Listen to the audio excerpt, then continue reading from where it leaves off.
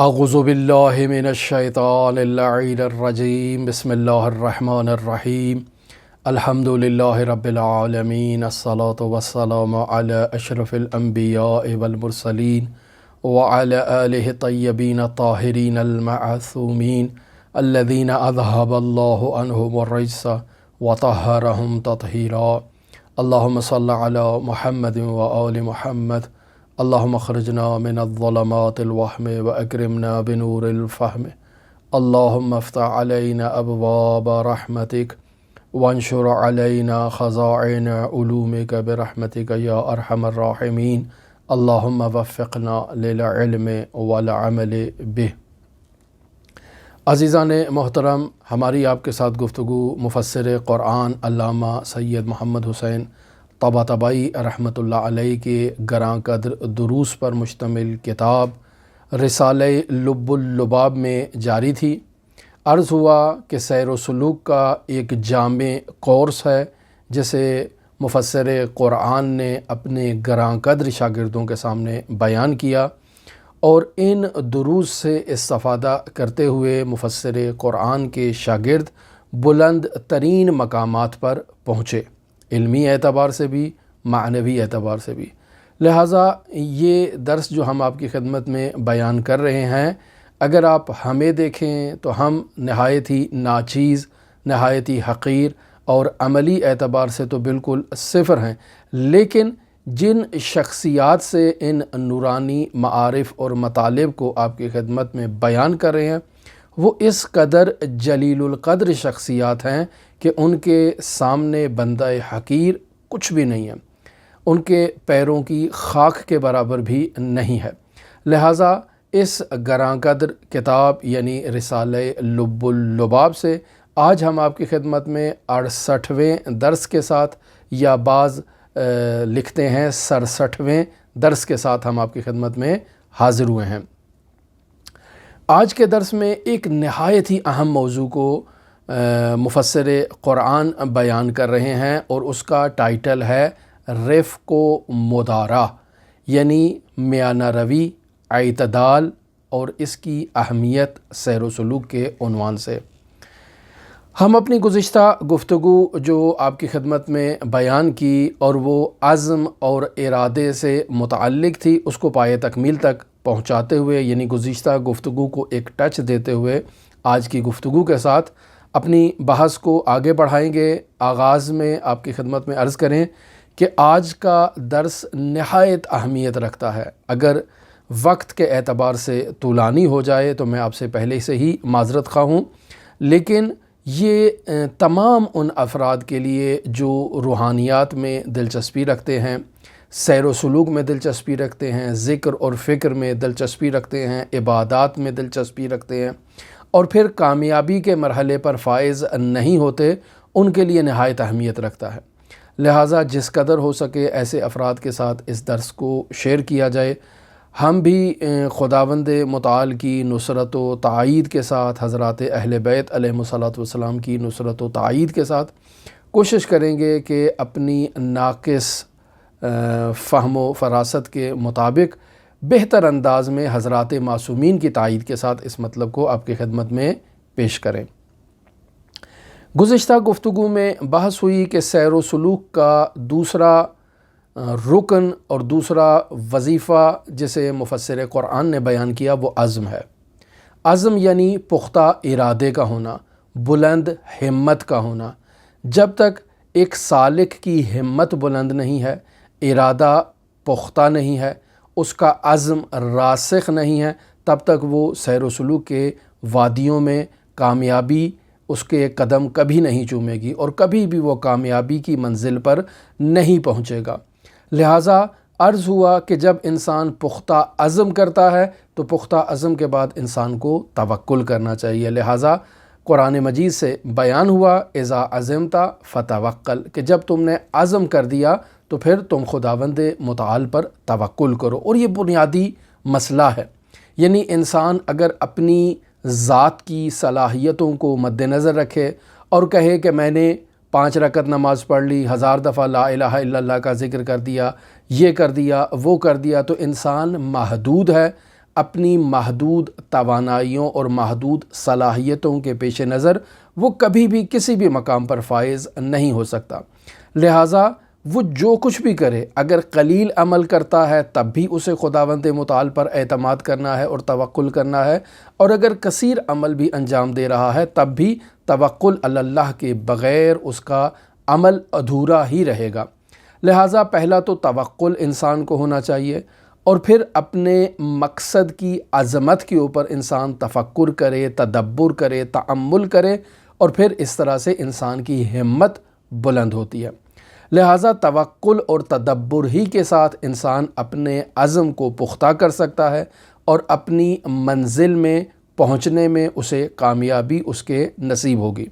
لیکن کچھ مطالب ایسے ہیں جنہیں مفسر قرآن نے اپنی گفتگو میں بیان نہیں کیا، لہٰذا ان کے گراں قدر شاگرد آیت اللہ طہرانی نے انہیں قلم سے زینت نہیں بخشی اور یہاں پر بیان نہیں کیا۔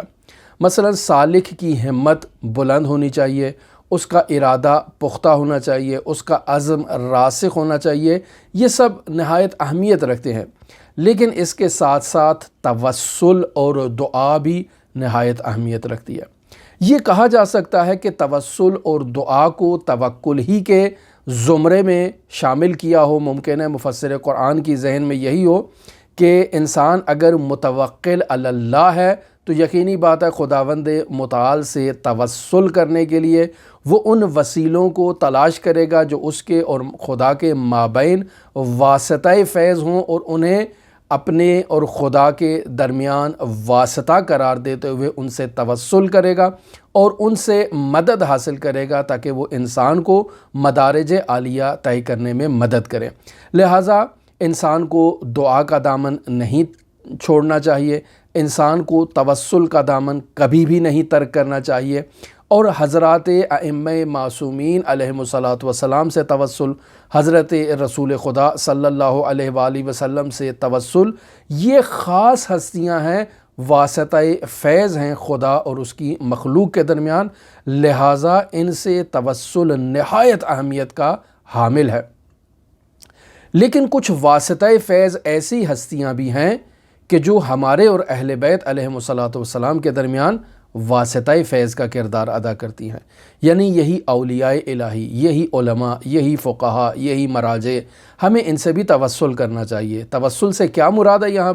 یہاں توسل سے مراد ہے کہ ہمیں ان کے مکتب میں آ کر ان کی شاگردی کرنی چاہیے، ان کی توضیح المسائل پڑھنی چاہیے، ان کی فقہی کتابوں کا مطالعہ کرنا چاہیے، ان کی لکھی ہوئی دعاؤں کی کتابوں کا مطالعہ کرنا چاہیے۔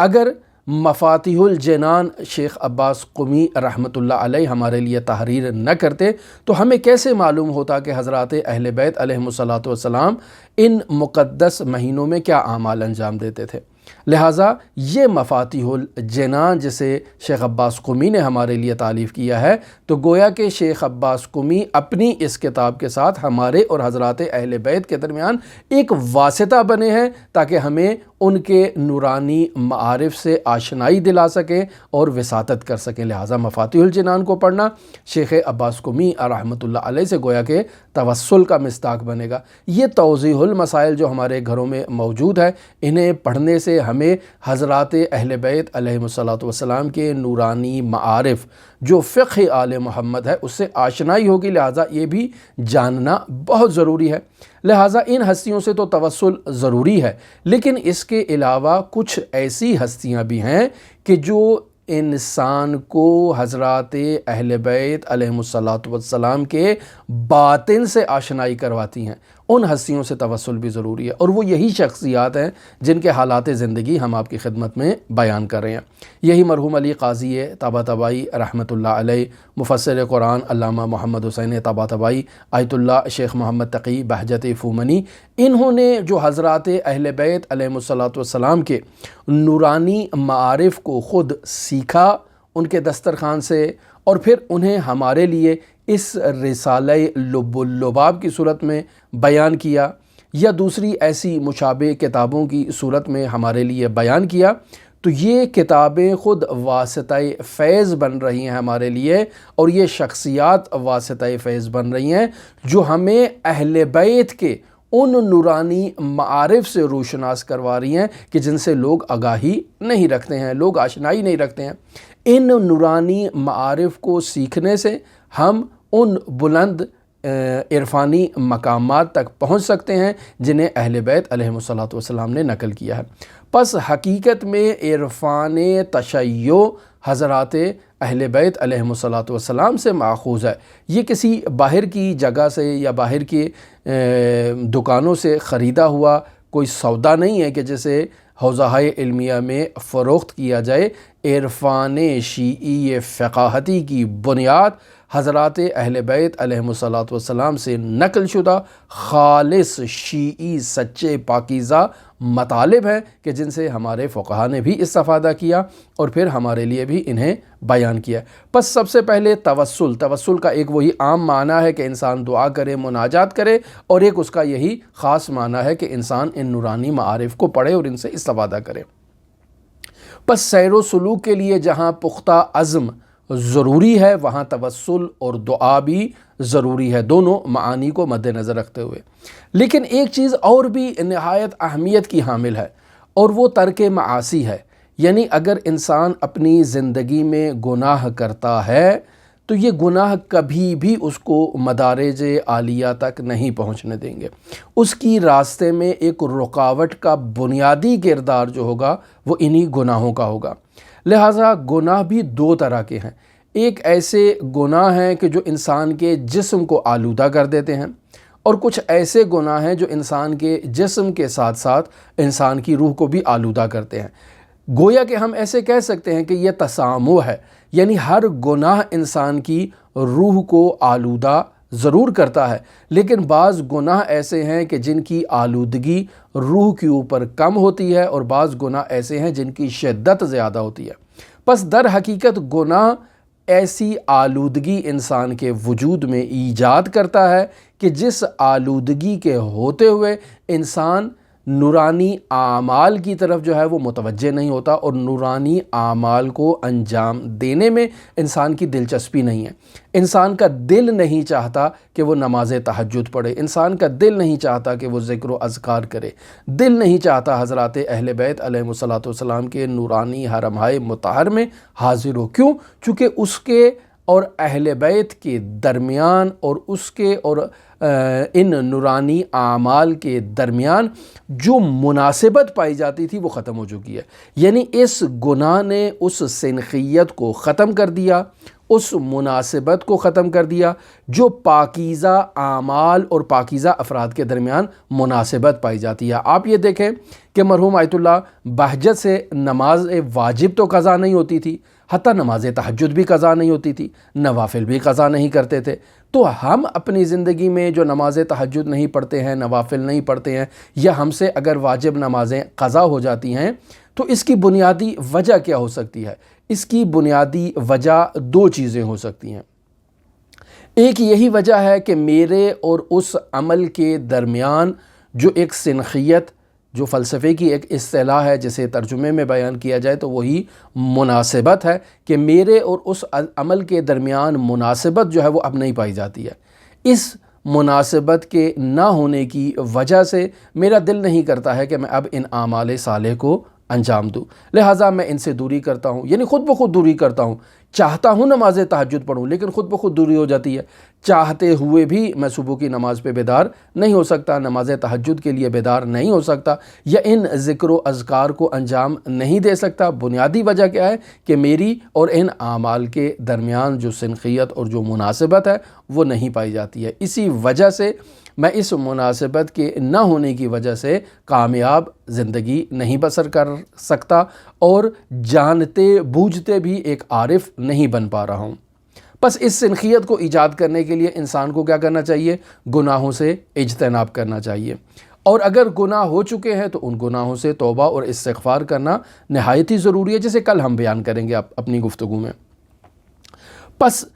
آپ کہیں کہ بھئی آپ کے پاس کیا دلیل ہے کہ انسان اور اس کے عمل کے درمیان سنخیت ختم ہو جاتی ہے، مناسبت ختم ہو جاتی ہے، جس وجہ سے انسان ان نیک اعمال کو انجام نہیں دے پاتا۔ میں بطور شاہد ایک روایت آپ کی خدمت میں نقل کرتا ہوں۔ بہار الانوار جلد نمبر 87 ہے اور پیج نمبر ہے 146۔ اس میں حضرت سید الاوصیاء امیر المؤمنین علی بن ابی طالب علیہ آلاف التحیۃ والثناء سے ایک روایت نقل ہے کہ ایک شخص آتا ہے اور حضرت سید الاوصیاء امیر المؤمنین سے سوال کرتا ہے۔ میں عین عبارت آپ کی خدمت میں پڑھتا ہوں۔ جاء رجل الی امیر المؤمنین علی بن ابی طالب علیہ آلاف التحیۃ والثناء فقال یا امیر المؤمنین، ایک شخص آتا ہے حضرت علی کی خدمت میں اور آ کر کہتا ہے یا امیر المؤمنین انی قد حرمت الصلاۃ باللیل،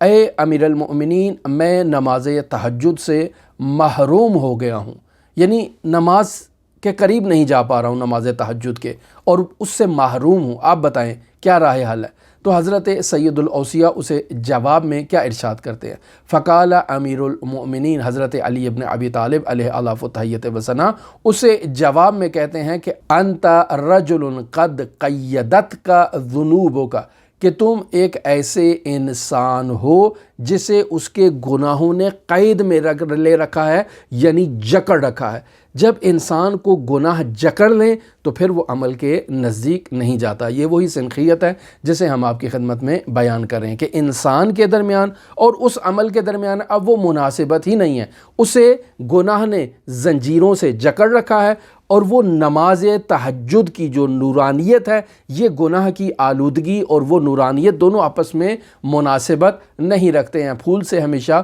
خوشبو ہی آئے گی، بدبو نہیں آئے گی۔ آپ نہیں دیکھ سکتے کہ پھول ہے گلاب کا اور وہ بدبو دے، موتیے کا پھول ہے اور بدبو دے، ایسا ہو ہی نہیں سکتا ہے۔ پھول ہے موتیے کا تو وہ خوشبو ہی دے گا، تو نماز تہجد ہے تو یہ نور ہی دے گی، لیکن یہ شخص آلودہ ہے گناہوں سے۔ جب آلودہ ہے تو آپ کیسے کہہ سکتے ہیں کہ نماز تہجد اس آلودہ شخص کے ساتھ مل جائے اور نورانیت دے؟ یہ تو ہو ہی نہیں سکتا۔ لہٰذا چونکہ اس کے آلودگی اور نماز تہجد کے نور کے درمیان آپس میں مناسبت نہیں ہے، لہٰذا یہ شخص نماز تہجد کے قریب نہیں آ رہا۔ لہٰذا ہم نے گزشتہ گفتگو میں بیان کیا کہ انسان کی ہمت بلند ہونی چاہیے، انسان کا ارادہ بلند ہونا چاہیے، انسان کا عزم راسخ ہونا چاہیے، اور ایسے نہیں ہے کہ انسان ایک دفعہ عزم کیا، اس نے چھلانگ لگائی اور اب جو ہے وہ پختہ عزم و ارادے کے ساتھ سالک اللہ بننے کے لیے تیار ہو گیا۔ نہیں، ایسا نہیں ہے، بلکہ اس کو آہستہ آہستہ آہستہ آہستہ اپنے ارادے اور اپنی ہمت اور اپنے عزم کو مضبوط کرنا ہے، پختہ کرنا ہے۔ ایک رات میں یہ کام نہیں ہو سکتا۔ ہم بارہا مثال یہ دے چکے خدمت میں کہ ایک شخص رات کو ارادہ کرتا ہے کہ علی قاضی طباطبائی بنے، تو ایسے نہیں ہے کہ صبح جب وہ اٹھے گا تو وہ آگا قاضی طباطبائی بن چکا ہوگا، سلمان فارسی بن چکا ہوگا۔ نہیں، ایسے نہیں ہے، اسے محنت کرنی پڑے گی، جد و جہد کرنی پڑے گی، اور یہ تمام سلوکی مراحل طے کرنا ہوں گے، تب جا کے وہ علی قاضی طباطبائی بن سکتا ہے، تب جا کے وہ سلمان فارسی بن سکتا ہے۔ لیکن یہ محنت کرنا پڑے گی، راتوں رات یہ کام ہونے والا نہیں ہے۔ لہٰذا انسان کو آہستہ آہستہ غذا کھانی چاہیے، آہستہ آہستہ عمل کرنا چاہیے۔ جیسے آہستہ آہستہ ڈوز بڑھائی جاتی ہے اور پھر وہ انسان کو اس معیار پر اور اس مقام تک لایا جاتا ہے کہ اب وہ تحمل کر سکے، اسی طرح سے ہمت کو بلند کرنے کے لیے، ارادے کو بلند کرنے کے لیے، عزم کو راسخ کرنے کے لیے انسان کو آہستہ آہستہ عمل انجام دینے کی ضرورت ہے۔ لہٰذا یہاں پر بحث ہو رہی ہے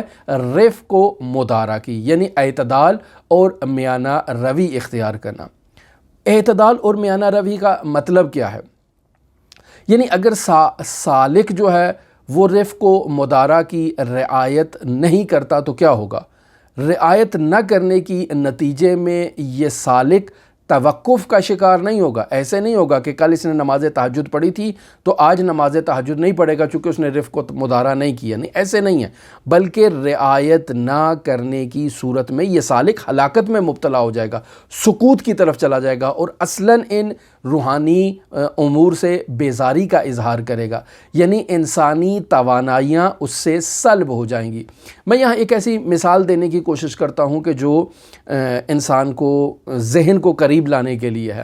مثلا بچہ پیدا ہوا کسی کے ہاں، تو اب اسے سب سے پہلی غذا ماں کا دودھ دیا جاتا ہے، اور ماں کے اوپر بھی واجب ہے کہ پہلی مرتبہ جو دودھ بچے کا حق ہے فقہی اعتبار سے، ماں کے اوپر وہ دودھ پلانا بچے کو، یعنی ماں کے اوپر واجب ہے کہ وہ بچے کو وہ پہلا دودھ پلائے۔ اس کے بعد پلائے نہ پلائے وہ اس کی مرضی ہے، لیکن پہلی مرتبہ دودھ دینا ماں کے اوپر واجب ہے، جو کچھ بھی چند قطرے جتنا بھی دودھ آ رہا ہے وہ پلانا واجب ہے۔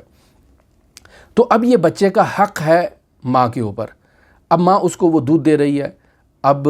1 دن دیا، 2 دن دیے، 3 دن دیے، جب تک وہ دودھ اس کے پاس ہے وہ دے رہی ہے۔ تو اس بچے کی غذا جو خداوند متعال نے قرار دی ہے وہ دودھ ہے، چاہے وہ ماں کا دودھ پی رہا ہے، چاہے وہ ڈبے کا دودھ پی رہا ہے، یا جس چیز کا بھی دودھ پی رہا ہے، وہ اگر آپ دیکھیں تو ماں کا دودھ تو قدرتی اس میں جو ہے وہ اس کی جو طاقت ہے اس میں درجہ بدرجہ اضافہ ہوتا جاتا ہے، لیکن ڈبے کا بھی اگر آپ دودھ دیکھیں تو وہاں بھی اطباء نے مختلف معیار بنا رکھے ہیں کہ یہ اتنے سال کا ہے، بچے کو یہ دینا ہے، پھر اس سے بلند اگر سطح ہو جائے تو کون سا اس کو دودھ دینا ہے۔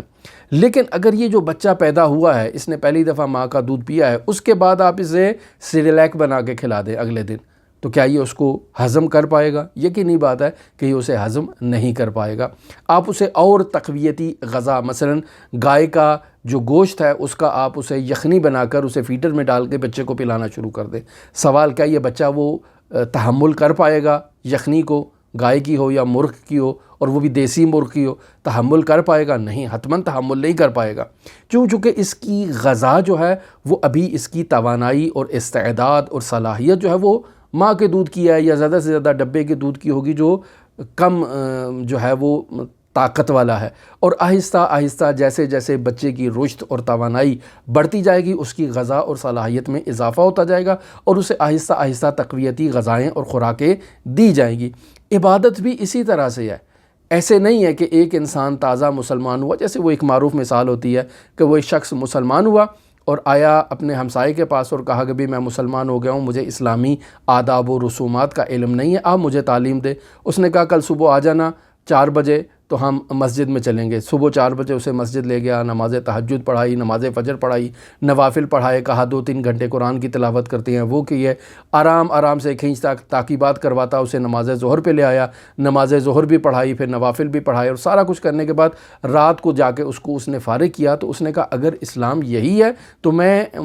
دوسرے مذہب پہ ہی اچھا ہوں، مجھے اسلام کی ضرورت نہیں ہے، کہ جو انسان کو تمام زندگی کے کاموں سے جو ہے وہ روک دیتا ہے اور ان کو کہتا ہے بس مسجد میں بیٹھ کے سارا دن عبادت کرو۔ نہیں، ایسا تو نہیں ہے۔ انسان کو اعمال انجام دینے چاہیے، اور وہ کم اعمال ہیں، اپنی صلاحیت کے مطابق ہے، اپنی توان کے مطابق ہے، اپنی استعداد کے مطابق ہے۔ جیسے بچے کو ابتدائی بچہ آیا ہے تو اسے ایک مختصر سی خوراک دی جاتی ہے کہ بھئی آپ یہ خوراک کھاؤ، آپ یہ کھانا کھاؤ، پھر آگے دیکھتے ہیں کہ آپ کس مرحلے پر پہنچتے ہو۔ ایک ہی دم اس کو نہیں کہا جاتا ہے کہ آپ نے یہ سارا جو ہے وہ کمپلیٹ کرنا ہے، وگرنہ آپ کامیابی کے مراحل تک نہیں پہنچ سکتے ہیں۔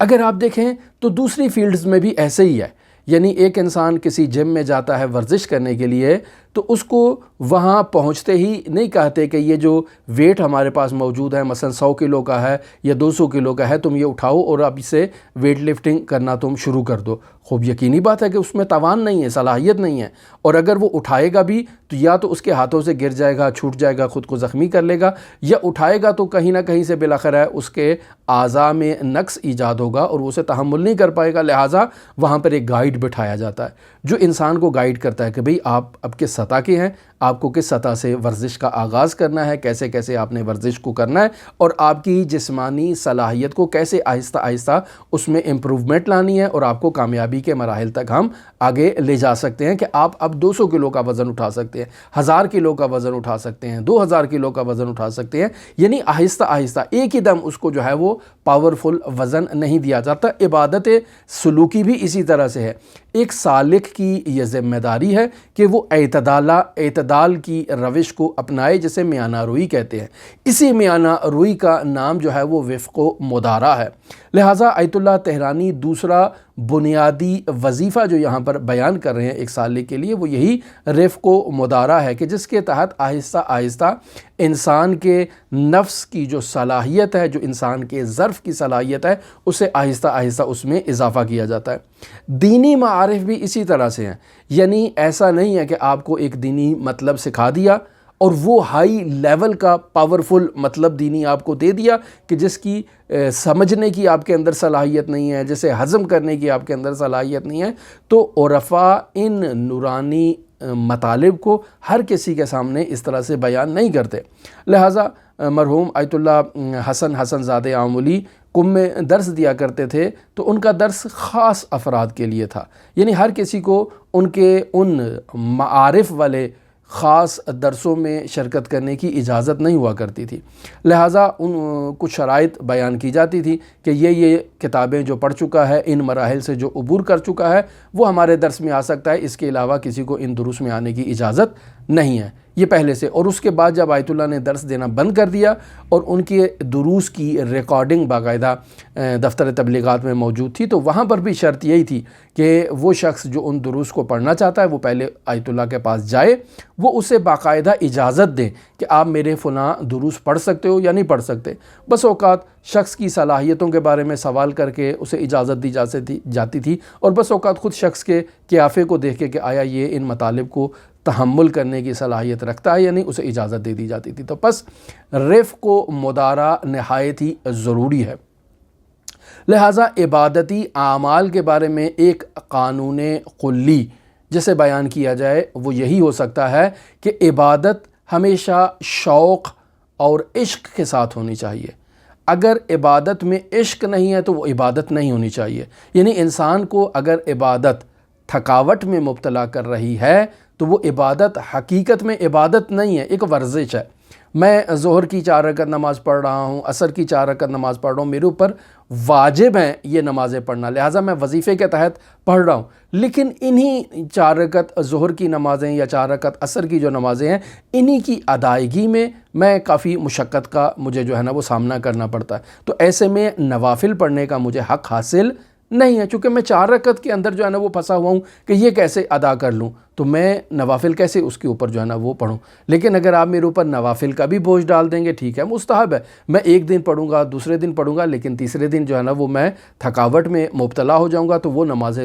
ظہر جو میں مشکل سے پہلے پڑھ پا رہا تھا اب وہ بھی میں نہیں پڑھ پاؤں گا۔ لہٰذا اکثر ہمارے معاشرے کے لوگ جو عبادتوں سے تھک جاتے ہیں، خستہ ہو جاتے ہیں، بنیادی وجہ یہی ہوتی ہے کہ وہ اپنے نفس پر، اپنے وجود پر، اپنی توانائی اور صلاحیت سے بڑھ کے جو ہے وہ بوجھ ڈالنے کی کوشش کرتے ہیں۔ انسان اگر اپنی توانائی اور صلاحیت سے بڑھ کے اگر اس پر وزن ڈالے گا اور بوجھ ڈالے گا تو یقینی بات ہے وہ اسے تحمل نہیں کر پائے گا، اور عدم تحمل کی باعث جو ہے وہ عبادات سے فرار کر جائے گا اور بھاگ جائے گا اور دوری اختیار کرے گا۔ بس یہ وہ مطالب ہیں کہ جسے تیسرے وظیفے کے طور پر مفسر قرآن یہاں پر بیان کریں۔ ایک شخص آتا ہے آیت اللہ سید محمد حسین حسینی طہرانی کے پاس اور آ کر کہتا ہے کہ میں امام علی ابن موسیٰ الرضا علیہ آلاف و تحیت و ثنا کے نورانی حرم مطہر میں جاتا ہوں، اور وہاں جا کر میں زیارت جامعہ کبیرہ پڑھ سکتا ہوں؟ آپ سے یہ سوال ہے، آپ مجھے بتائیں، آپ مجھے سلوکی وظیفہ دیں۔ تو آغا طہرانی کہتے ہیں کہ ٹھیک ہے، آپ جائیں وہاں جا کر زیارت پڑھیں، لیکن معیار اس چیز کو مد نظر رکھیں، جب آپ نے زیارت کا 1 صفحہ یا 2 صفحہ پڑھ لیا اور اس کے بعد اگر آپ نے پیچھے مڑ کے دیکھا کہ کتنے صفحے باقی رہ گئے ہیں تو یہیں پر چھوڑ دینا،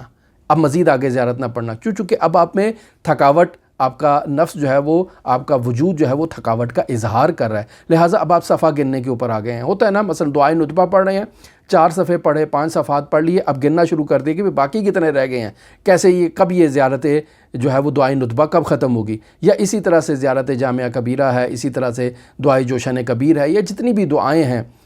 انسان اگر ان میں پڑھتا ہے اور پڑھنے کے بعد اگر صفحات گننا شروع کر دیتا ہے تو اس کا مطلب ہے کہ اس کا وجود جو ہے وہ مزید اب تحمل کرنے کی صلاحیت نہیں رکھتا ہے، وہیں پر چھوڑ دیا جائے۔ رہبر معظم انقلاب اسلامی بھی اسی طرح سے فرماتے ہیں، اور ہم نے ان کی فرمائشات بھی دیکھی ہیں کہ وہ فرماتے ہیں کہ حرم میں جائیں اور جا کر 1 صفحہ زیارت جامعہ کبیرہ کا آپ تلاوت کریں، اگر آپ میں توان ہے تو 2 صفحے پڑھ لیں، اگر توان ہے تو 3 پڑھ لیں، یعنی اپنی صلاحیت کو مد نظر رکھتے ہوئے آپ اس زیارت جامع کبیرہ کے ساتھ جو ہے وہ آگے بڑھیں۔ پس معیار کیا ہے؟ معیار انسان کے اندر عشق ہے، شوق ہے، جذبہ ہے۔ پس جب تک انسان کی عبادت میں یہ شوق موجود ہو، یہ عشق موجود ہو، انسان کو عبادت کو جاری رکھنا چاہیے۔ لیکن ایسا نہیں ہے کہ انسان اس حد کو کراس کرنے کے بعد اس کو ختم کرے، نہیں، جب اس میں ابھی عبادت کی گنجائش ہے پھر اس کو ترک کر دے۔ ایسے اس کو تشبیہ دی جاتی ہے اسی خوراک کے ساتھ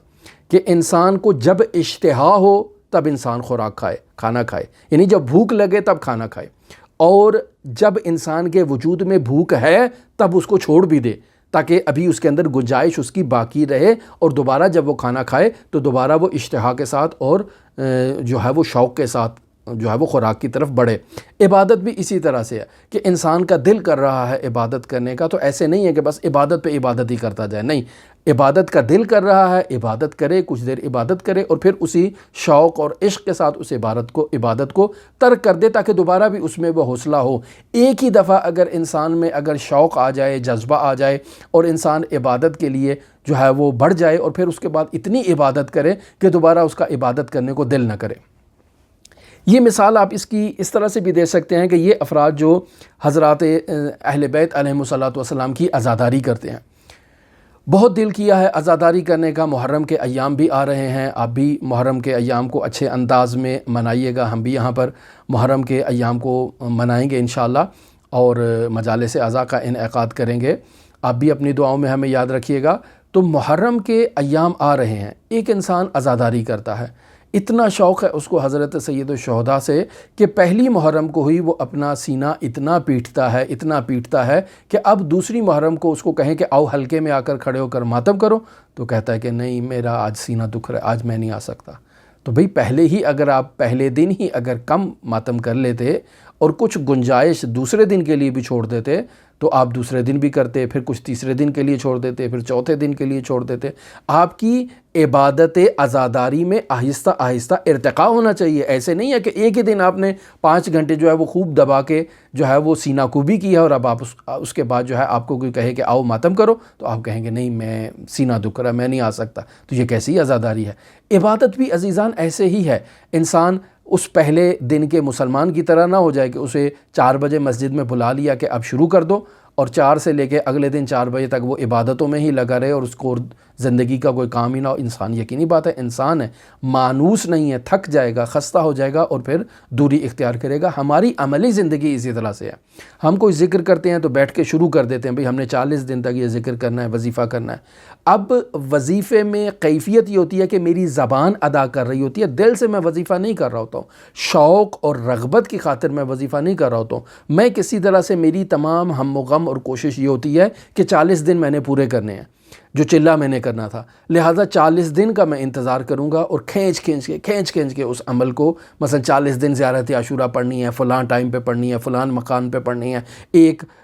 رتی برابر ادھر سے ادھر نہیں ہلنا ہے۔ تو اس طرح سے انسان جو ہے نا وہ 40 دن تک جب کرے گا تو تھک جائے گا اور رغبت سے نہیں کرے گا، پھر آخر میں کہے گا کہ مولانا صاحب ہم نے زیارت عاشوراء کا تو بہت وظیفہ کیا لیکن ہمیں نتیجہ نہیں ملا۔ بھئی نتیجہ کیسے ملے گا؟ آپ نے شوق، رغبت، عشق، علاقے، محبت کے ساتھ زیارت عاشوراء نہیں پڑھی ہے، آپ نے تو مجبوراً پڑھی ہے۔ اسی طرح سے دوسرے اذکار بھی ہیں، جو دوسرے وظائف بھی ہیں۔ لہٰذا عزیزان محترم، ہمارے بزرگان، ہمارے علماء کبھی بھی کسی کو ایسے وظائف نہیں دیتے جو ایک سالک کو تھکا دیں، لہٰذا اسے اعتدال میں کہتے ہیں۔ حد اعتدال، میانہ روی، یعنی رفق و مدارا کی رعایت کرنا ایک سالک کے اوپر واجب ہے، اور اگر وہ سالک رفق و مدارا کی رعایت نہیں کرے گا تو ایسے نہیں کہ وہ یہاں پہ جس مرحلے میں ہے اسی مرحلے میں توقف کر لے گا، کل کو پھر آگے بڑھے گا یہاں سے، نہیں، بلکہ وہ انحطاط پہ جائے گا، وہ سکوت کرے گا، اور اتنا سکوت کر سکتا ہے کہ گمراہیوں کی منزلوں پر بھی فائز ہو سکتا ہے۔ لہٰذا نہایتی حساس مسئلہ ہے۔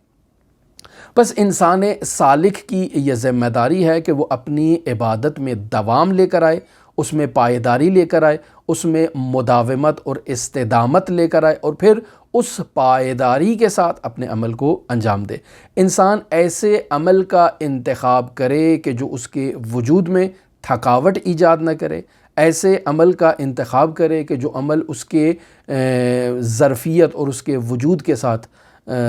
مناسبت رکھتا ہو، سنخیت رکھتا ہو، اور پھر اس عمل کو عشق، علاقے اور محبت کے ساتھ، تسلسل کے ساتھ انجام دے کہ آج اس کو اس مقدار میں انجام دیا، یہ ایک مدت تک اس عمل کو اسی طرح سے انجام دیتے رہے، پھر دیکھا کہ اگر صلاحیت بڑھ گئی ہے تو پھر اس عمل کو آگے انجام دیا جائے۔ لہٰذا یہاں پر استاد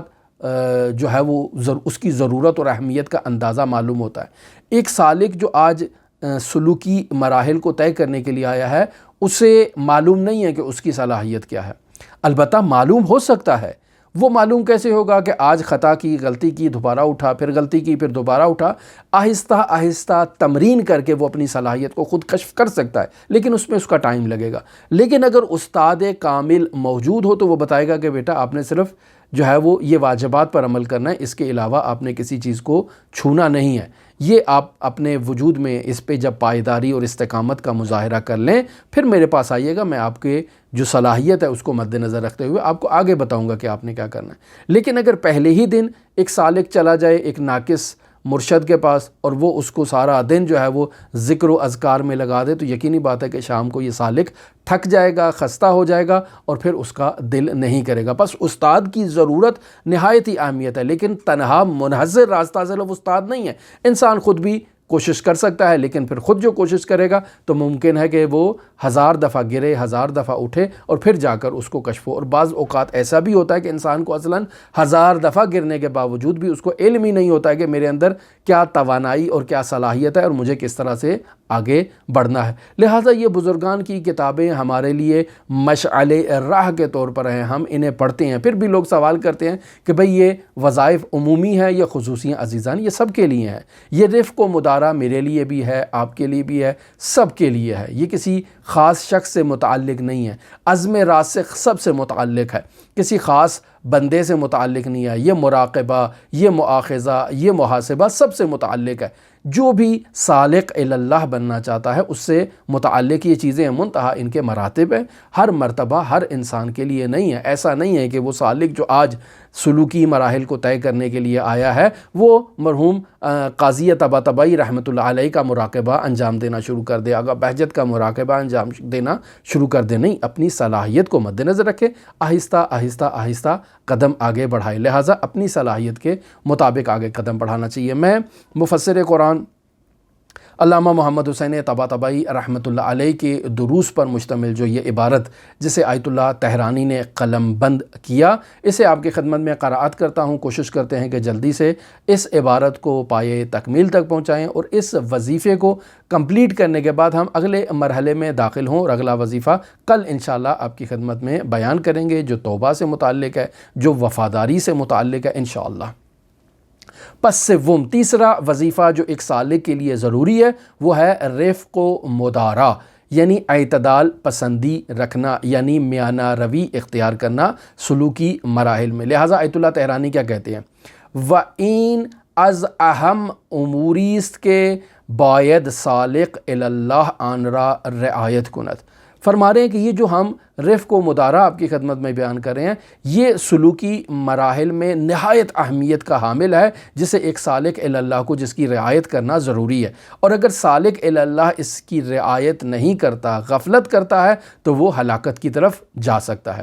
چه اندک غفلتی در این امر سبب می گردد که علاوه بر آن که سالک از ترقی و سیر باز می ماند بلکہ برائے ہمیشہ بکلی از سفر ممنوع خواہد شد۔ لہٰذا آیت اللہ تہرانی اسی مطلب کی طرف اشارہ کریں جسے ہم بیان کر کے آئے ہیں آپ کی خدمت میں، کہ اگر انسان ذرا سی بھی غفلت کا مظاہرہ کرتا ہے اور رفق و مدارہ یعنی میانہ روی کو انتخاب نہیں کرتا ہے، راہ اعتدال کو انتخاب نہیں کرتا، تو کیا باعث بنے گا؟ کہتے ہیں علاوہ بر آن کے سالک از ترقی و سیر باز می ماند، سالک نے جو ترقی کرنا تھی یہ ترقی کی راہ کو روک دیا، یعنی ترقی نہیں کر پایا، وہاں پر رک گیا۔ لیکن بس اوقات ایسا نہیں ہے کہ توقف کرے گا، بلکہ بس اوقات ایسے بھی ہوتا ہے کہ بطور کلی وہ اس راہ سلوکی سے عاجز آ جاتا ہے، کوئی ایسی بیماری اس کے وجود میں لاحق ہو جاتی ہے ان وظائف کرنے کے نتیجے میں کہ اب وہ مزید وظیفہ انجام نہیں دے سکتا ہے، وہ آگے ارتقائی مراحل کو طے نہیں کر سکتا ہے، یا بیمار ہو گیا ہے عبادت کرنے کے نتیجے میں کوئی اور اس کے اندر روحانی یا جسمانی مشکل آ گئی ہے جس وجہ سے وہ اب آگے کا سفر طے نہیں کر سکتا، لہٰذا رفق و مدارا نہایت ضروری ہے۔ پھر آگے کیا فرماتے ہیں؟ سالک در ابتدائے سفر در خود شور و شوقی زائد بر مقدار مترقب می یابد و یا در بین سفر ہنگام ظہور تجلیات سوریہ جمالیہ عشق و شور وافری در خود حس می کند۔ یہ اسی مطلب کی طرف اشارہ کر رہے ہیں کہ سالک ابھی تازہ استاد کی خدمت میں آیا ہے اور سلوکی مراحل کو طے کرنا چاہتا ہے۔ ابھی چونکہ تازہ آیا ہے، توانائی بہت زیادہ موجود ہے، اس میں بہت ساری ایسی صلاحیتیں موجود ہیں کہ اگر اسے آپ 2000 دفعہ بھی کوئی ذکر دے دیں کہ تم نے نماز تہجد سے پہلے اس ذکر کو انجام دینا ہے، تو چونکہ اس میں بہت شوق ہے، بہت جذبہ ہے، تو وہ پہلے دن تو اس کو کر لے گا، ممکن ہے دوسرے دن بھی کر لے، لیکن تیسرے دن تھکاوٹ کا احساس کرے گا، چوتھے دن اور خستگی کا احساس کرے گا، تو یہ 40 دن بھی اسے پورا نہیں کر پائے گا، کیوں؟ چونکہ اس کے اندر ابھی توان اور صلاحیت نہیں پائی جاتی ہے۔ لہٰذا سالک در ابتدائی سفر در خود شور و شوقی زائد بر مقدار مترقب می یابد، کہ سالک اپنے وجود میں جب جھانک کے دیکھتا ہے تو اس کے وجود میں نہایتی شوق پایا جاتا ہے، نہایتی عشق اور جذبہ پایا جاتا ہے کہ جس کی مقدار بہت زیادہ ہے۔ یا در بین سفر ہنگام ظہور تجلیات سوریہ جمالیہ، یہاں آیت اللہ تہرانی یہ کہنا چاہ رہے ہیں کہ سالک جب سیر و سلوک کے سفر کا آغاز کرتا ہے اور وہ اس عالم مادہ سے عالم مثال کی طرف متوجہ ہوتا ہے، تو وہاں اس کے لیے کچھ مکاشفات سوری ظاہر ہوتے ہیں جنہیں دیکھنے کے نتیجے میں، یا کچھ آوازیں سنائی دیتی ہیں جنہیں سننے کے نتیجے میں سالک میں ایک اور جذبہ پیدا ہوتا ہے، کہتا ہے کہ مجھے مزید آگے جو ہے نا وہ بڑھنا چاہیے اور چیزیں حاصل کرنی چاہیے۔ لہٰذا کہتے ہیں کہ یا ابتدائی سفر میں اس میں شوق اور جذبہ پایا جاتا ہے، یا کچھ عمل کرنے کے نتیجے میں اس کے اندر جو ہیں وہ تجلیات سوریہ جمالیہ ظاہر ہونے کے باعث اس سالک کے عشق شوق میں اضافہ ہو جاتا ہے اور یہ اس کو اپنے اندر محسوس کرتا ہے۔ ودر اثر آنہا تصمیم میگیرد اعمال قصیرہ عبادیہ را بجا آورد، یعنی اب چونکہ اس کے اندر ایک مزید جذبہ پیدا ہو چکا ہے، اب یہ سالک یہ چاہے گا کہ مزید اعمال کو انجام دے، مزید زیادہ اس کی مقدار کو بڑھا دے، یعنی پہلے اگر وہ 500 دفعہ ذکر کرتا تھا تو اب 1000 دفعہ کر دے، 2000 دفعہ کر دے، تو یعنی توانائی کو بڑھا دے اپنے لیے۔ از ہر غذائی روحانی لقمے برمیدارد، آج نماز تہجد پڑھے گا، کل 1000 دفعہ لا الہ الا اللہ کا ذکر کرے گا، پرسوں 1000 دفعہ درود شریف کا ذکر کرے گا، پھر جو ہے وہ لا الہ الا انت سبحانک انی کنت من الظالمین کا کرے گا، پھر وہ کبھی زیارت جامع کبیرہ پڑھنا شروع کر دے گا، کبھی جوشن کبیر شروع کر دے گا، یعنی مختلف اعمال کو اس کو ٹٹولنا شروع کر دے گا، اس کو معلوم ہی نہیں ہوگا کہ اس نے کیا کرنا ہے۔ چونکہ دینی عبادات اور دینی اعمال اگر آپ مفاتیح الجنان کو اٹھا کر دیکھیں تو بھرے پڑے ہیں، یعنی انسان گیچ ہو جاتا ہے کہ ہفتے کا دن عمل کون سے مجھے اعمال انجام دینے ہیں۔ اگر مفاتیح کو اٹھا کر دیکھیں تو وہ نماز تہجد سے شروع ہو انسان، اور آخر میں جا کر اگلے دن کی نماز تہجد تک کا اگر وہ برنامہ اپنا مرتب کرنا چاہے تو اس قدر اعمال ہیں، اس قدر اذکار ہیں، اس قدر عبادات ہیں کہ انسان کہے کہ میں کیا کر سکتا ہوں، میں کس کو عمل انجام دوں۔ لہٰذا کبھی اس عمل کو اٹھائے گا، کبھی اس عمل کو اٹھائے گا، کبھی اس عمل کو اٹھائے گا، اور یہ اس کو ابھی پتہ ہی نہیں ہے کہ اس نے کیا کرنا ہے، لہٰذا سب کو ٹٹولنے کی کوشش کرے گا۔ ایسا اس کا اگر ایسا یہ سالک کرے گا تو یقینی بات ہے یہ کامیاب نہیں ہوگا۔ اسے ایک تو اول مربی کی ضرورت ہے، اور اگر مربی نہیں ہے تو خود اس طرح سے بار بار گرے گا، بار بار اٹھے گا اور خود سیکھ لے گا، اور بس اوقات اس طرح بھی نہیں سیکھے گا اور گمراہیوں میں چلا جائے گا۔ لہٰذا کبھی اس کھانے سے، جیسے ہوتا نہیں ہے آدمی کسی بوفے میں چلا جاتا ہے تو وہاں مختلف قسم کے کھانے ہوتے ہیں، اب انسان کیا کرے، کبھی اس ڈش سے اٹھائے گا، کبھی اس ڈش سے اٹھائے گا، بس اوقات انسان 1 یا 2 غذائیں اٹھانے سے ہی جو ہے وہ سیر ہو جاتا ہے، لیکن نظریں تو نہیں بھر رہی ہیں، انسان لالچی ہے، دیکھ رہا ہے کہ ابھی تو یہ بوفا بہت سارا ہے، بہت ساری چیزیں میں نے یہاں سے نہیں کھائی ہیں، لہٰذا اپنی توانائی اور صلاحیت کو مد نظر رکھتے ہوئے اور کھانا شروع کر دے گا اور سب دسترخوان سے وہاں سے استفادہ کرے گا. نتیجہ یہ نکلے گا کہ رات کو اس کو یا پیچس ہو جائیں گے یا وہ بیمار ہو جائے گا یا کسی نہ کسی مشکل میں مبتلا ہو جائے گا. لہٰذا اس کی اول ہی میں یہ ذمہ داری تھی کہ اپنی صلاحیت اور ظرفیت کے مطابق وہاں سے غذا کو اٹھائے اور اس سے استفادہ کرے. اس سے زائد اگر وہ اٹھائے گا تو یقینی بات ہے اس کو اس سے مشکلات کا سامنا ہوگا. این طرز عمل، یہ روش جو بتائی کھانے میں یا یہ روش جو عبادت میں ہم نے آپ کی خدمت میں بتائی ہے، این طرز عمل علاوہ بر آن کے مفید نیست زیان آورست، اس کا کوئی فائدہ تو نہیں ہے لیکن بس اوقات فائدہ نہ ہونے کے علاوہ بلکہ برعکس اس کا نقصان بھی بہت زیادہ ہے. چون در اصل تحمیل اعمال گراں بر نفس ناگہان در اثر فشاری کے بر نفس وارد شدے نفس عکس العمل نشان دادے و عقب زدے و بیرون گرفتن نتیجے و بدون گرفتن نتیجے سالک از ہمیں قارہا می ماند. یعنی کہنا یہ چاہ رہے ہیں کہ انسان جب اپنے وجود پر زیادہ بوجھ ڈالنے کی کوشش کرے گا یا اپنے معدے پر زیادہ بوجھ ڈالنے کی کوشش کرے گا تو یہ ڈال تو رہا ہے، اس کا معدہ کچھ حد تک اس کو تحمل کرے گا، لیکن جب اس کی کیپیسٹی سے اور تحمل کی مقدار سے بڑھ جائے گا تو اس کو استفراغ اور الٹیاں آنا شروع ہو جائیں گی، تو جو اس کے معدے میں تھا وہ سارا باہر نکالنا شروع کر دے گا. تو اتنا کھایا کیوں ہے کہ بعد میں آپ کو الٹیاں کر کے اسے نکالنا پڑے؟ پہلے سے ہی اعتدال کا راستہ اختیار کرتے. عبادات میں بھی اسی طرح سے ہے. اگر انسان اپنے جو وجود کی اور اپنی صلاحیت سے بڑھ کے اگر عمل کو انجام دے گا تو یہ ایک حد تک تو اس کو تحمل میں اس کو برداشت کرنے کی صلاحیت ہوگی، لیکن جب اس مقدار سے بڑھ جائے گا تو پھر مجبوراً جو ہے نا وہ جس سے ایک انسان کا جب معدہ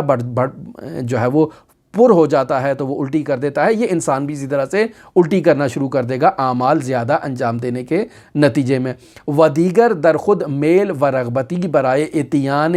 جزئی ترین جز از مستحبات احساس نہ می کند. اب جب ایسا انسان جو اوور لوڈ ہو کر کھا لیتا ہے، اب اس نے ایک دفعہ تو الٹی کر دی ہے، دوبارہ اگلے دن جب یہ بوفے میں جائے گا اور آپ اس کو کہیں گے کہ کھاؤ تو اب یہ نہایت ہی ڈر ڈر کے کھائے گا، خوف محسوس کرے گا. کیوں؟ چونکہ اب اگر اس نے اپنی مقدار سے ذرا سا بھی کوئی زیادہ چیز کھا لی تو اس کو خوف تو رہے گا کہ پتہ نہیں یہ والی ڈش کی باعث مجھے کل الٹی آئی تھی یا اس ڈش کی باعث آئی تھی، وہ غذا میرے لیے معدے کے موافق تھی یا کون سی تھی. یہ اس کو چونکہ معلوم نہیں ہے، ٹاماٹویاں کرے گا، اول تو کھائے گا نہیں، اور اگر کھائے گا تو نہایت ہی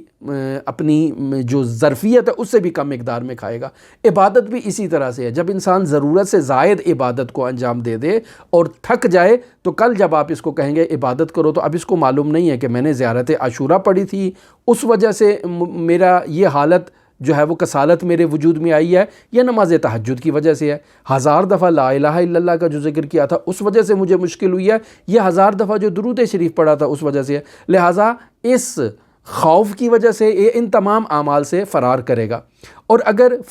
اعمال کو انجام بھی دے گا تو ڈر ڈر کے اعمال کو انجام دے گا، رغبت اور شوق کے بغیر ان اعمال کو انجام دے گا جو اس کو نتیجہ اور فائدہ نہیں دیں گے. لہٰذا آیت اللہ تہرانی کیا فرماتے ہیں؟ وَسِرِّ این افراط در عمل و تفریط نہائی. ظاہر ہے اس نے ایک دفعہ زیادہ روی کی اور دوسری دفعہ کیا کر رہا ہے؟ تفریط کر رہا ہے. یہ جو افراط و تفریط کا وہ مظاہرہ کر رہا ہے، کبھی بہت زیادہ عمل انجام دے دیا جسے افراط کہہ رہے ہیں اور کبھی بالکل انجام نہیں دے رہا ہے جسے تفریط کہیں گے. تو یہ جو اس نے افراط و تفریط کا مظاہرہ کیا ہے اس کا راز کیا ہے؟ کہتے ہیں میزان و ملاک در اتیان اعمال مستحبہ ذوق و شوق موقتی خود قرار دادے. یہاں اس نے اپنا وہ جو عارضی طور پر ذوق اور شوق اس کے وجود میں آیا تھا اسے معیار قرار دیتے ہوئے اس نے خوب لگن لگا کے جو ہے نا وہ اعمال کو انجام دیا ہے. و بار سنگینی را بردوش نفس قرار دادے. لہٰذا چونکہ تازہ تازہ آیا تھا، خوب جوش کے اس نے عبادت کو انجام دیا ہے، اب اس کے وجود میں سختی آ چکی ہے، اب عبادت انجام دینے کو دل نہیں کرتا ہے، بوجھ محسوس کرتا ہے اپنے وجود میں.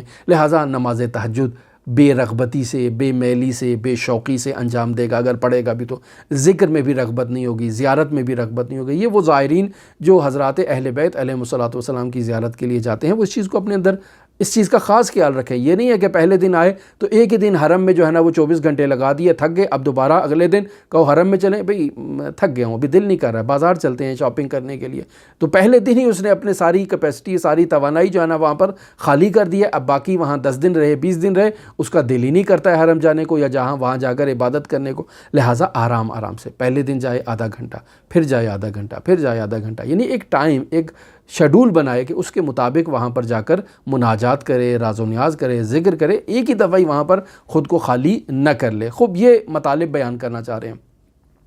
بس اس سالک نے اولین مرتبہ جو شوق اور جذبہ پایا جاتا تھا اس کی وجہ سے اپنے وجود پر اس نے ایک وزن ڈال دیا ہے. وقتی آن شوق موقتی بے پایان رسید, وہ جو ابتدائی شوق اس کے اندر پایا جاتا تھا, جب وہ شوق ختم ہو گیا تو اب اس کا عمل انجام دینے کو اس کا دل نہیں کر رہا ہے. وَآن اللہیب تند و تیز روب فروکش نہادے, وہ جو ایک بہت بڑا جذبہ اس کے وجود میں تھا نا, وہ اب آہستہ آہستہ بیٹھ گیا ہے, یہ ٹھنڈا ہو گیا ہے, اب اس کا عبادت انجام دینے کو دل نہیں کرتا. ودرآن موقع نفس از تحمل این بار گراں بتنگ آمدے, اب اس کا نفس جو ہے وہ ان عبادت کی سختیوں کو تحمل کرنے کی صلاحیت نہیں رکھتا. دفع شان خالی می کند, اور ان عبادات سے اب وہ اپنا کندھا خالی کرتا ہے اور کہتا ہے نہیں اب مجھے اتنی عبادات نہیں کرنی ہے.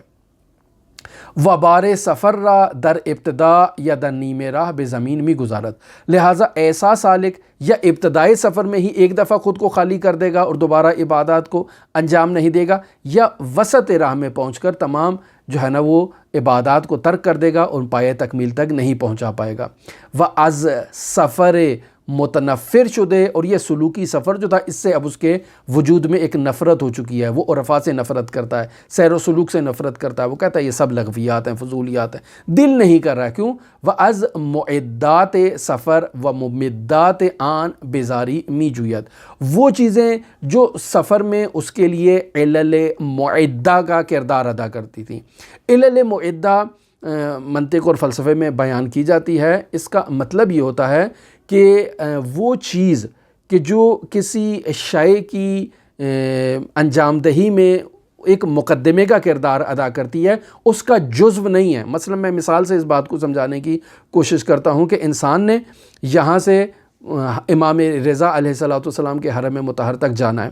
اب جانے کے لیے ظاہر ہے اس کو پیر اٹھانا پڑیں گے, قدم بڑھانا پڑیں گے, تبھی چل کے تو وہاں تک جائے گا نا. تو یہ جو قدم, ایک قدم, دوسرا قدم, تیسرا قدم, یہ قدم علل معدہ ہیں اس کے وہاں تک پہنچنے کے لیے. سوال, یہ قدم انسان کے وجود کا حصہ ہیں؟ نہیں, انسان کے وجود کا تو حصہ نہیں ہے. انسان ہے, اس کے پاس 2 پیر ہیں, 2 ہاتھیں ہیں, ٹانگیں ہیں, اس کا دھڑ ہے, سر ہے, اس کے کان ہیں, ناک ہے, آنکھ ہے, یہ اس کے جسم کے اعضاء ہیں. لیکن یہ جو ایک پیر یہاں سے اٹھا کے وہاں رکھا, یہ اس کے وجود کا حصہ نہیں ہے بلکہ علل معدہ کہلائیں گے. تو پس انسان جو ہے وہ ان معدات کو اور ممدات سفر سے بیزاری کا اظہار کرتا ہے. یعنی وہی چیزیں جو انسان نے وہ لقاء اللہ تک پہنچنا تھا, اور اس لقاء اللہ کے لیے جتنی چیزیں بھی معد تھیں, مددگار تھیں, معاون تھیں, یہ سب چیزوں سے انسان جو ہے نا وہ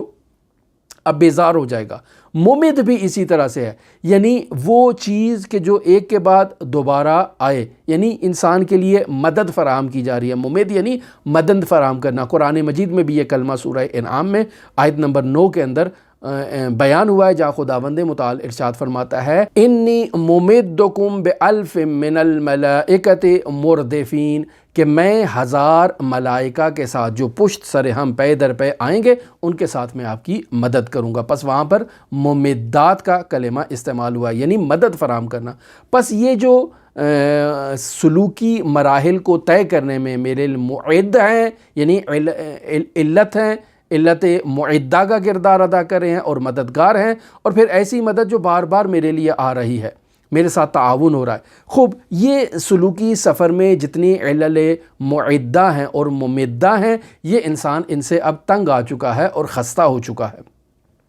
بنابر این سالک نہ باید فریب این شوق موقتی را بخورت, سالک کے وجود میں یہ جو عارضی طور پر ایک شوق آتا ہے, سالک کو چاہیے کہ وہ اس شوق سے خود کو تھکا نہ دے, خستہ نہ ہو جائے. اگر خستہ ہو جائے گا تو یقینی بات ہے کہ وہ اس عمل سے تنفر اختیار کرے گا، بلکہ باید بنظری دقیق و مال اندیش استعداد و خصوصیات روحی و وضع کار و شغل و مقدار قابلیت تحمل قدرہ سنجیدے۔ پس ابتدائی مرحلے میں انسان کو یہ چاہیے کہ وہ دقیق انداز میں اپنی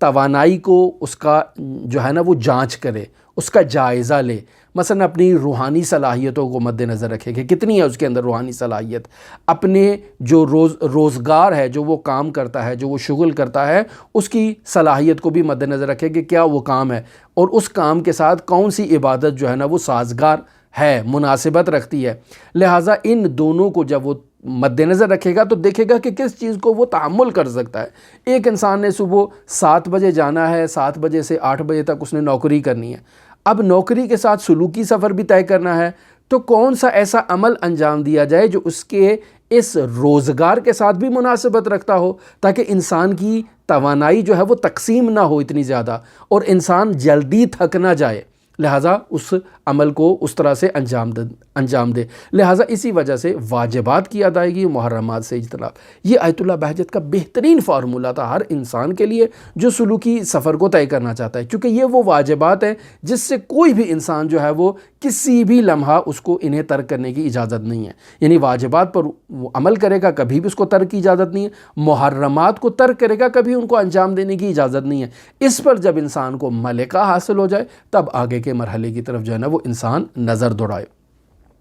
عملی را کے می تواند بر آن مداومت نمایت، قدری ہم از استعداد او کمتر و کوچکتر را انتخاب نمایت، یعنی انسان جس عمل کو انجام دینے کے لیے انتخاب کر رہا ہے، پہلے دیکھیں اس کی صلاحیت کے مطابق ہے یا نہیں ہے۔ اگر صلاحیت کے مطابق ہے تو اس سے کم والے کو انتخاب کرے، اسی کو انتخاب نہ کرے۔ مثلا میری صلاحیت یہ ہے کہ میں ہر روز 1000 دفعہ درود شریف کا ذکر کر سکتا ہوں، یہ میری صلاحیت ہے، لیکن مجھے ضروری نہیں ہے کہ میں صلاحیت کے مطابق 1000 دفعہ کا انتخاب کروں، میں 500 دفعہ ہر روز کرتا ہوں یا 100 دفعہ ہر روز کا انتخاب کرتا ہوں۔ پس میری صلاحیت 1000 کی ہے، میں نے 100 دفعہ انتخاب کیا، روزانہ 100 مرتبہ درود شریف کی میں تلاوت کروں گا، چونکہ میری صلاحیت ہے بڑی، لیکن میں نے اپنی صلاحیت سے کم انتخاب کیا ہے تاکہ اسی پر پائیداری کا مظاہرہ کروں اور میرا نفس اس سے تھک نہ جائے۔ لیکن عام روٹین میں جو دیکھتے ہیں وہ اسی طرح، جس طرح ایک انسان کی لالچی آنکھیں زیادہ طعام دیکھ کر جو ہے نا وہ لالچ میں آ جاتی ہیں، انسان زیادہ اعمال کو دیکھ کر لالچ میں آ جاتا ہے، کبھی یہ کرتا ہے کبھی وہ کرتا ہے، نتیجہ میں نہ اس مطلب میں پہنچتا ہے نہ اس مطلب میں پہنچتا ہے اور تھک جاتا ہے، اور پھر دوری اختیار کرتا ہے اور پھر آ کر سوال کرتا ہے کہ آقا ہم نے تو یہ سارے چلے کر لیے، سارے وظیفے کر لیے، ساری دعائیں پڑھ لی، ہمیں کوئی نتیجہ اس کا نہیں ملتا ہے۔ یہاں پہ اصل مشکل ہماری یہاں پہ تھی۔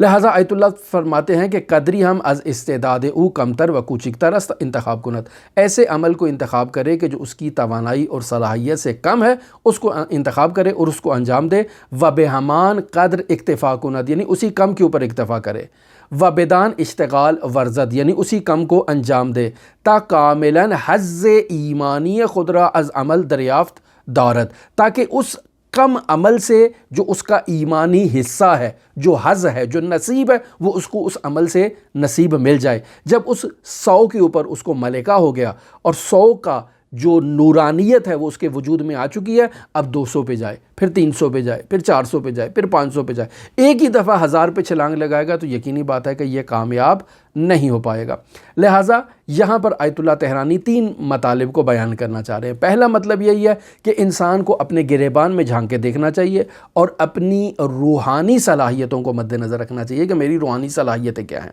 دوسرے مطلب پر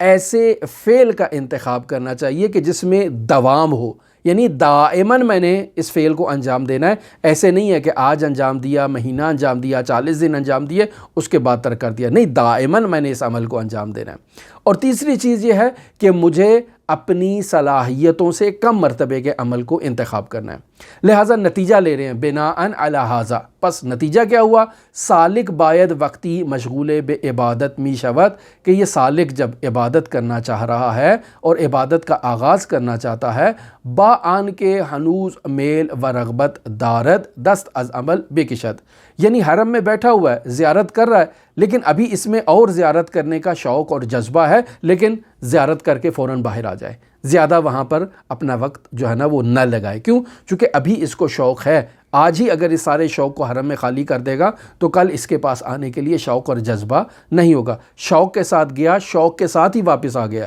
اور دوبارہ وہ شوق ابھی باقی ہے، کل کو پھر اس شوق کے ساتھ دوبارہ حرم میں جائے گا اور پھر شوق کے ساتھ ہی واپس آ جائے گا. تو یہ تھوڑا تھوڑا عمل لے کر انسان آگے قدم بڑھا رہا ہے، اس کے ساتھ اس کی اس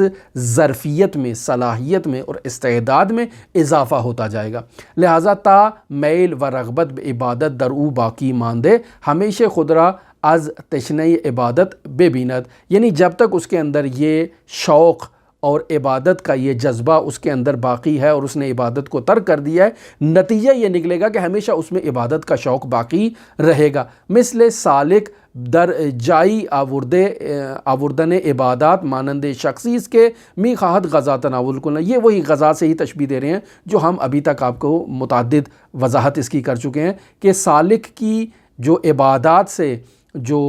انجام دینے کی جو کیفیت ہے اس کو آپ غذا سے ہی تشبیہ دے سکتے ہیں کہ ایک انسان جب زیادہ کھانا دیکھ کے لالچ میں آ جاتا ہے اور زیادہ کھا لیتا ہے، اگر سالک بھی زیادہ اعمال کو دیکھ کر لالچ میں آ جائے اور زیادہ اعمال کرنا شروع کر دے تو بدہضمی کا شکار ہو جائے گا اور نتیجہ یہی نکلے گا کہ یہ کامیابی کے مراحل طے نہیں کر پائے گا. لہٰذا فرماتے ہیں اولاً باید غذائی را انتخاب کند، یعنی انسان جب کھانا کھانے لگا ہے تو ایسی کھانے کو انتخاب کرے جو اس کے مزاج کے ساتھ، اس کے معدے کے ساتھ مناسبت رکھتی ہے. وثانیاً قبل از سیر شود از خوردن باز دارد، یعنی کھانا کھا رہا ہے اور ابھی اس کا معدہ نہیں بھرا ہے اور معدہ بھرنے سے پہلے ہی اس نے کھانے سے ہاتھ جو ہے نا وہ کھینچ لیا ہے. یہ اگر ایسے کرے گا تو تا پیوستے میل و رغبت در او باقیس، جب تک اس میں رغبت ابھی موجود ہے تو اس وقت تک جو ہے نا وہ اس کھانے کو کھائے اور اس کے بعد جو ہے نا وہ رغبت کے ساتھ ہی کھانے کو جو ہے نا وہ ترک کر دے. و ناظر بے ہمین رفق و مدارا، رفق و مدارا اسی مطلب کی طرف جو ہے نا وہ نشاندہی کر رہا ہے کہ انسان کو حد اعتدال میں رہنا چاہیے. یعنی شوق ہے تو اپنے معدے کے مزاج کے مطابق غذا کا انتخاب کرے اور پھر اسی سے ہی واپس جو ہے نا وہ جب اس کے معدے میں ابھی گنجائش ہے کھانے کو ترک کر دے، تاکہ دوبارہ اگر اس کو کوئی گھنٹے 2 گھنٹے بعد کہے کہ آؤ تو اس میں ایک توانائی ہو کھانا کھانے کی. اگلے جو کھانے کا جو ٹائم ہے اس میں جب کھانے کے لیے بیٹھے تو بیٹھ سکے، کھانا کھا سکے. تو اس میں جب تک یہ صلاحیت ہے اس کا وہ خیال رکھے. کہتے ہیں حضرت امام جعفر صادق علیہ السلام سے ایک روایت نقل ہوئی ہے جسے مرحوم قلینی نے کتاب اصول کافی کی جلد نمبر 2 صفحہ نمبر 45 میں نقل کیا ہے. یہ روایت عین اسی رفق و مدارا کو ہمارے لیے بیان کر رہی ہے. میں نے اس روایت کو دیکھا، مجھے بہت ہی مناسب یہ روایت لگی، ہماری اس تمام بحث سے متعلق ہے. حضرت امام جعفر صادق علیہ السلام عبدالعزیز قراتیسی سے فرما رہے ہیں، فرماتے ہیں یا عبدالعزیز، اے عبدالعزیز، ان للایمان 10 درجات بمنزلۃ السلم. اے عبدالعزیز قراتیسی، جان لو، تمہیں پتہ ہونا چاہیے کہ ایمان کے بھی 10 درجے ہیں، جیسے سیڑھی کے 10 درجے ہوتے ہیں. مثلا انسان نے ایک سیڑھی دیکھی ہے جس کے 10 درجے ہیں، ایمان کے بھی اسی طرح سے 10 درجے ہیں. یصعد منہ مرقاتن بعد مرقاتن، انسان ایمان کے ان درجوں سے ایسے ہی اوپر جاتا ہے جیسے سیڑھی کے ایک زینے سے دوسرے زینے پہ، دوسرے سے تیسرے پہ، تیسرے سے چوتھے پہ. ایمان کے درجات بھی اسی طرح سے 10 درجے ہیں، پہلے درجے سے پھر دوسرے پہ، دوسرے سے تیسرے پہ، تیسرے سے چوتھے پہ، ایسے ہی درجوں سے انسان اوپر جاتا ہے. پھر حضرت یہاں جو ہمارا شاہد مثال ہے رفق و مدارا کا، یہاں تک پہنچتے ہیں. فرماتے ہیں اذا رأیت من ہوا اسفل منک بدرجۃ فرفعہ الیک برفق. اے عبدالعزیز قراتیسی، اگر تم کسی ایسے شخص کو دیکھتے ہو کہ جو ایمان میں تم سے نیچے والے درجے پر ہے، تم اس سے اوپر والے درجے پر ہو، تو تم اس کا ہاتھ تام کر رفق و مدارا کے ساتھ اسے اپنی طرف کھینچو. یعنی جو اس کی صلاحیت ہے اسی کی مد نظر رکھتے ہوئے اسے آرام آرام سے اپنی طرف کھینچو. ایک ہی دفعہ کھینچ کے اسے جو ہے نا وہ ناکارہ نہیں کر دو. لہٰذا فرماتے ہیں وَلَا تَحْمِلَنَّ عَلَيْهِ مَا لَا يُطِيقُ، اور اس کے اوپر ایسی مشقت کو مسلط نہ کرو جس کی وہ توان اور صلاحیت نہیں رکھتا ہے۔ یعنی اگر تم نے اسے زیادہ وظیفہ دے دیا، زیادہ ذکر دے دیے، زیادہ معارف اس تک منتقل کر دیے، چونکہ اس کے اندر صلاحیت نہیں پائی جاتی ہے تو وہ اسے تحمل نہیں کر پائے گا، تو نتیجہ کیا نکلے گا؟ فَتَكْسِرُهُ، تو تم اس کو توڑ دو گے۔ ظاہر ہے اس میں صلاحیت نہیں تھی، توان نہیں تھی، تم نے اس پہ زیادہ بوجھ ڈالا ہے، نتیجے کے یہ نکلے گا کہ وہ ٹوٹ جائے گا۔ فَإِنَّ مَنْ كَسَرَ مُؤْمِنًا فَعَلَيْهِ جَبْرُ، یعنی بے شک اگر کوئی کسی مومن کو توڑ دیتا ہے جو ایمان کے پہلے مرتبے پر ہے، اس نے دوسرے زینے کو طے کرنا تھا، آپ نے اس کو زیادہ وظیفہ دے کر اس کو توڑ دیا ہے، تو اب آپ کے اوپر ہے کہ آپ اس کا جبران کریں اور اس کے اندر جو خسارت ہوئی ہے اس خسارت کو پورا کریں، وگرنہ قیامت کے دن خداوند متعال کی بارگاہ میں آپ کو جواب اس کا دینا ہوگا۔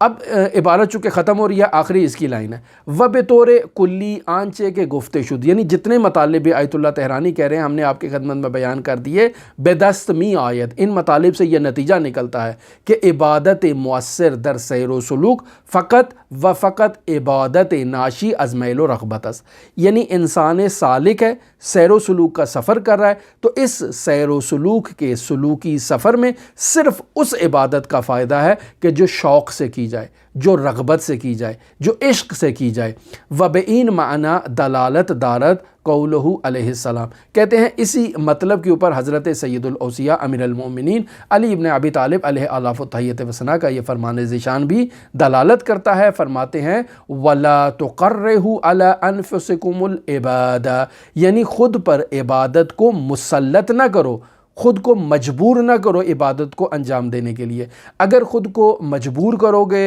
تو نتیجہ یہ نکلے گا کہ مجبوراً آج یا کل تو تم نے عبادت کو انجام دے دیا، اس کے بعد تمہیں اس عبادت سے کراہت آئے گی۔ وَلَا تُقَرِّهُ عَلَىٰ أَنفُسِكُمْ، اپنے نفس کو مجبور نہ کرو، چونکہ اگر تم نے ان کو مجبور کر دیا تو پھر عبادت سے کراہت، اور کراہت کے نتیجے میں آپ عبادت سے دوری اختیار کریں گے۔ پس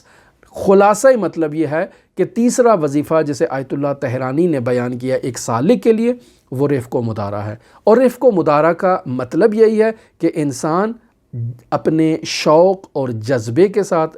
ارادے کے ساتھ، خواہش کے ساتھ، رغبت کے ساتھ، میل کے ساتھ عبادت میں داخل ہو اور اپنی صلاحیت سے کم عبادت کو انتخاب کرے، اور پھر آہستہ آہستہ اسے اوپر پروان چڑھائے اور اس عبادت سے اپنا حظ اور نصیب نورانی کو حاصل کر لے۔ اور اگر اس طرح سے اس کو نصیب نورانی حاصل نہیں ہوتا ہے تو عبادت کو شدت میں نہ لے کر آئے، وگرنہ نقصان اٹھائے گا، مزید کم کی طرف چلا جائے، آگے بڑھنے کی ضرورت نہیں ہے۔ لہٰذا اعتدال اور میانہ روی یہ نہایت ضروری ہے سیر و سلوک میں۔ ہماری دعا ہے کہ خداوند متعال ہماری اس گفتگو کو اپنی عبادت شمار کرے، حضرت صاحب العصر والزمان کو ہم سے راضی و خوشنود فرمائے، حضرت امام علی ابن موسیٰ الرضا علیہ آلاف و تحیت و ثنا کی نورانی بارگاہ میں آپ تمام دیکھنے والوں کے لیے نائب الزیارہ بھی ہوں، دعا گو بھی ہوں، اور آپ بھی اسی طرح سے اپنی عبادات میں، اپنی دعاؤں میں بندہ حقیر کو بھی یاد رکھے۔ اللہم صلی علی محمد و آل محمد وعجل فرج قائم آل محمد۔